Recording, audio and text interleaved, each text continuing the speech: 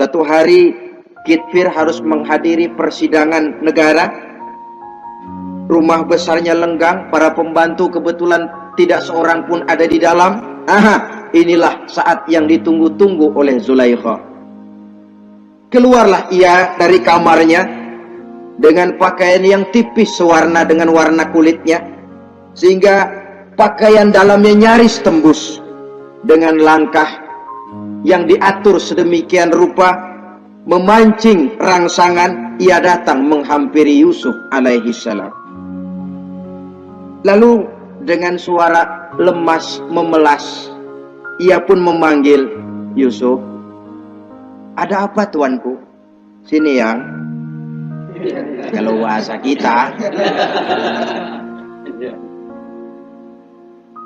Melihat mendengar suaranya yang lain dari hari-hari biasa, apalagi melihat pakaian Zulaikha yang begitu tipis, Nabi Yusuf berdetak sangat cepat.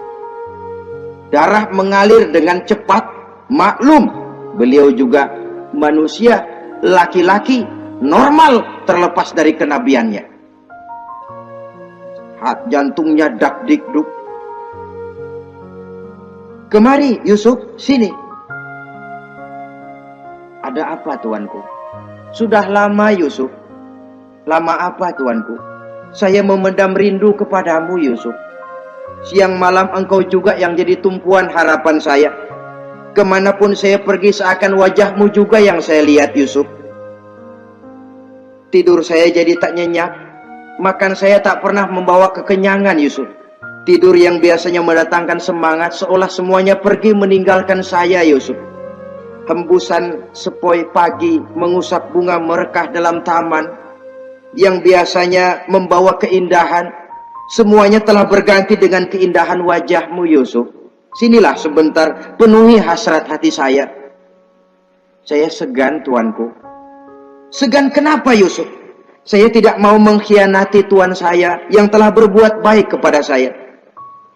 Apakah saya juga tidak pernah berbuat baik kepadamu? Benar, tuan juga berbuat baik kepada saya. Tapi pantang saya mengkhianati majikan saya. Yusuf, sekarang kesempatan yang baik. Kitfir, suami saya, sedang menghadiri persidangan penting di negara, di istana, dan rasanya akan lama dia baru kembali. Sementara para pembantu kita tidak ada di sini. Saya malu tuanku, saya segan. Malu kepada siapa? Tidak ada yang tahu, tidak ada yang lihat.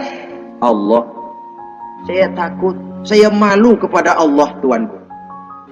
Padahal kalau menurut ukuran hati, Quran menjelaskan walaqad hammat bihi wa hamma biha. Sebenarnya Zulaikha cinta kepada Yusuf, Yusuf pun senang kepada Zulaikha. Iblis sibuk bukan main memasang jerat, pasang besi berani biar pada nyetrum.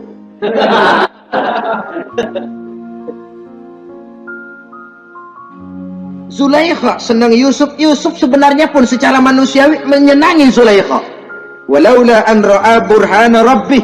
Tapi Yusuf ketika itu melihat larangan Allah, peringatan Allah. Seolah-olah dia lihat Allah mengatakan, Yusuf, ini letter S.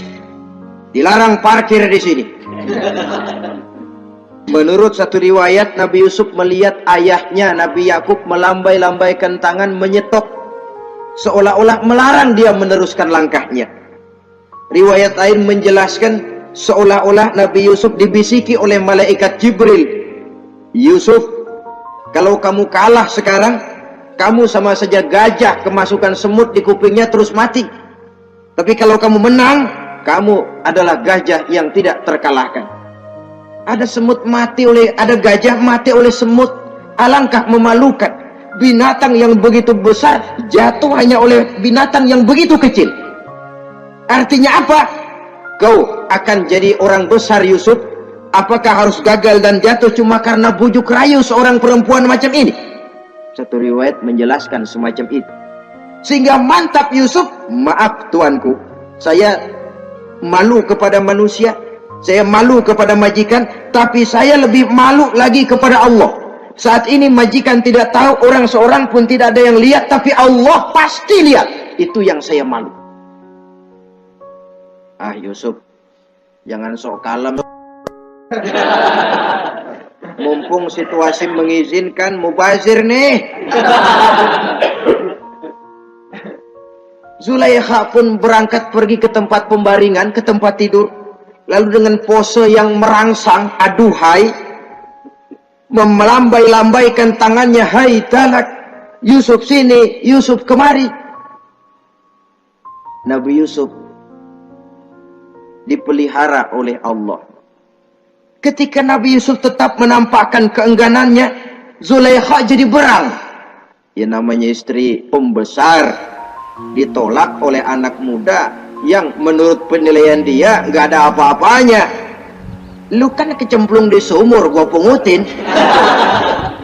Cuma sekedar segini aja nggak mau nurutin, kebangetan amat. Bukan Zulaikha kalau nggak nekat. Dia bangun dari pembaringannya, gemes, dia hampiri Yusuf. Kalau cara kita diunyeng Yusuf itu.